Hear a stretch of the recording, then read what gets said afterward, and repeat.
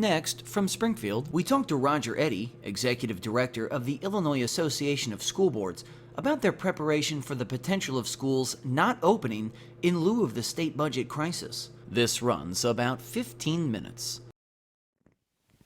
Roger Eddy, thanks for joining us again on the Illinois Channel. As we are here in the middle of June, we have 2 weeks left before the new fiscal year, and at this point it doesn't look like we're going to have a budget. We shall see. Last year, as people may know, there was at least a budget passed. The governor signed the education funding bill so the schools could open. That isn't the case this year. So we wanted to talk to you about how are people who are involved in the running of the schools coping in this environment where when schools are going to be supposed to be reopening in 6 weeks or so, 7 weeks, they don't know if they're going to have the ability to open or have any funding. What's going on behind the scenes relative to your organization, the Association of School Boards, and how you're operating in this environment? Well, I mean, depending on the district, the crisis is going to hit differently. There are districts that are not as dependent on state funding as other districts, and for some of those districts, although it's causing them obviously to have to spend some of their reserves and rely on local funding more, they're not hit as severely. If your district is heavily reliant on state aid, and the proration has caused you to spend down your reserves, which has happened in a lot of those same districts over the last several years, they're facing the real possibility of, if they can open, not being open long, and in some cases not even being able to reasonably be expected to open their doors this fall. So depending on where you are, it's hitting schools differently, but certainly we're concerned, and we've been working to provide school districts with some tools so they can begin to engage with their community to discuss what their options are based on their unique circumstances. So what kind of tools would they have? And obviously, if it's a school that has the funds, they can operate. There's no necessarily a problem, or at least it's not a crisis. What are you doing, or how are you working with those districts that say, you know, we don't know if we can open our doors, or if we do open our doors, we may not be able to go past October? Well, we're urging them to do a pretty deep analysis of their current cash reserves and to determine exactly how far into the year they might be able to go and still maintain some type of secure district as far as liability and keeping buildings in maintenance condition and honoring contracts that they have. So school districts have different types of funds, and funds are not available. Some are very restricted. So we're asking them to do that analysis and really kind of make the best guess that they can based on if they have reserves, what those reserves are and whether they can be used, and also when local tax money might come in. That varies around the state as well. So all those cash flow issues we hope they bring to their public and they tell their story and show the public that, look, this is the day we think we can no longer, without that state aid we're reliant on, continue to provide students an education. It's going to vary from district to district. As I mentioned, some are in such dire financial straits that they may not be able to open. Some are going to have to open late. Some might be able to open and only go a certain number of days. All that uncertainty weighs on everyone in those districts. And in fact, in cases we're hearing students are beginning to wonder about their senior year. For example, parents are wondering about that first day of kindergarten for their child, and that is really difficult conversations that our districts are having with their communities. Well, yeah, I mean, as people who are watching this, they're going to have children in school. If those kids are not in school, that's going to put an enormous financial burden on parents if they have to go out and spend several $100s every week for someone to watch their kids while the parents go to work and where the kids will otherwise be off in school. So is the teachers, the payroll of the schools, and I'll remind the audience that the Illinois Association of School Boards is on the management side, the running of the schools. The teachers would be the labor, you might say. Is there any discussion going on with any of the teachers' unions to say, look, you know that this is not our doing. Everyone knows the cause has nothing to do with the way the schools are managed. It's a legislative issue. Is there any discussion with the schools to say, hey, we would want to open, we want to keep your people employed, maybe we can pay them a partial salary or something to stretch the dollars until we get a budget, or are we not at that point yet? Well, it depends on the district. I think in some districts, they're probably having those conversations. Most districts, that are facing this have collective bargaining agreements that have to be honored to some degree. I know that if you don't have any money and your district has operated and spent every single last dollar and borrowed and have tax anticipation warrant capabilities used up, you get to the point where there isn't anything except maybe script or paper to give teachers, these like an IOU. And those are the type of conversations that unfortunately may have to happen in some districts as to whether or not, but a school business district is a large enterprise, from transportation to buying diesel fuel to buying food to paying electricity costs. All of those things have to be considered, and the districts that are in the most severe financial shape aren't going to be able to make those payments either. So it's not just a matter of paying people, it's keeping benefits, health insurance, making sure that your employees are taken care of, and districts are facing those very real circumstances right now. Yes, it's interesting you say that, because almost all of us forget that what an economic enterprise any school is. And you're going to be looking at what over like $10 to $20 million, depend upon district and up. I mean, if you think of a small business doing $10 million, you would go, well, that's a pretty nice little business.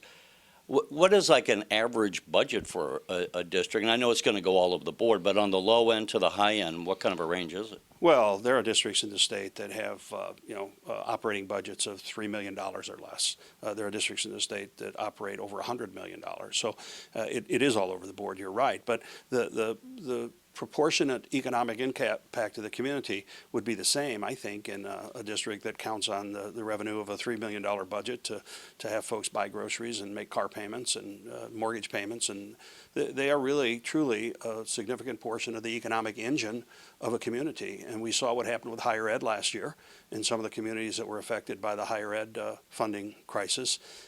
There were businesses affected. So this is something that goes very, very deep, and that's why I think it's important that boards and administrators have that discussion with their community, so that the members in that community realize the impact that this could have on their entire community, and those folks get engaged in this process and become advocates for some type of solution for this funding crisis.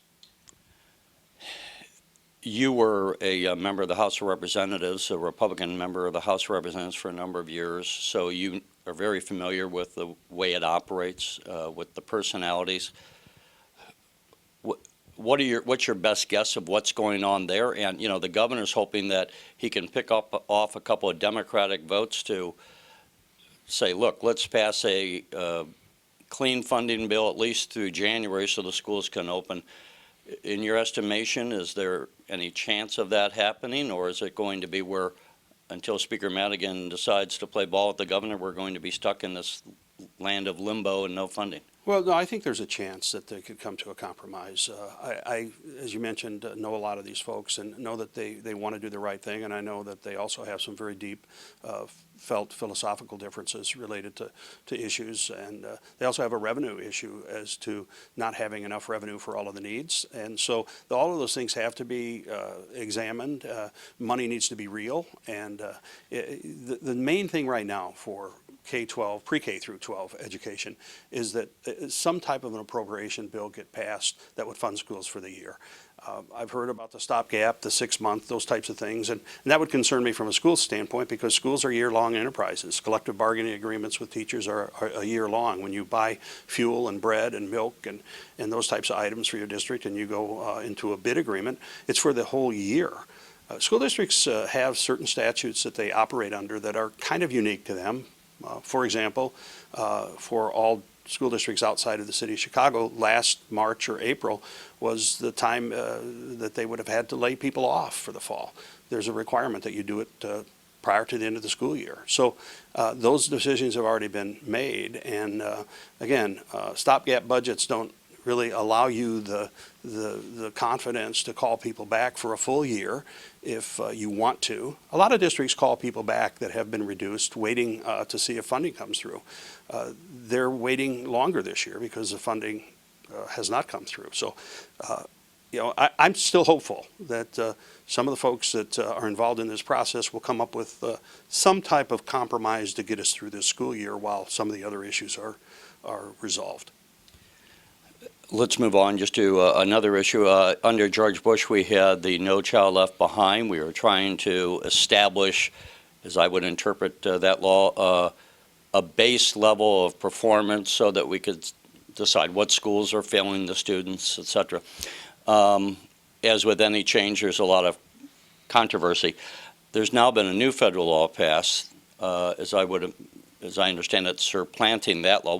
What is it, and what would it do differently? Well, in December, Congress, in a bipartisan fashion, approved the new federal education authorization bill, and it's called, well, the name that's given is ESSA, Every Student Succeeds Act. There's got to be a really neat little name for these, No Child Left Behind to Every Student Succeeds. And the purpose of that is to lay out the parameters for use of federal funding to make sure that students in the most need, the Title I students especially, as well as some other federal programs, receive funding, and that the funding is used in a manner that meets certain goals. And one of those has to do with accountability, and you pointed that out. What the changes are supposed to include is kind of a shift to state and local authority related to accountability measures, and Illinois is now. Does that mean some more control at the local level rather than federal? Well, let's hope so. I mean, that was the intent. I was just in Washington, D.C. at a National Advocacy Institute for the School Board Association last week, and there is some concern the Department of Education may be overreaching into those areas that the leaders felt were local and state control type areas.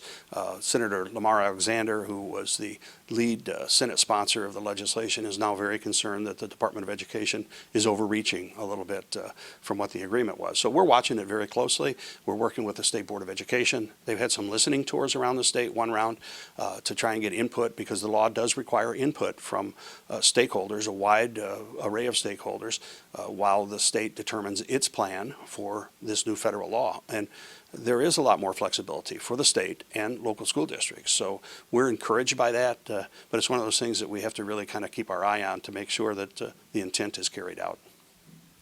You know, a couple of years ago, I talked to one administrator, and he said federal funds are about 3% of our annual budget and about 95% of our annual headaches. In this presidential campaign,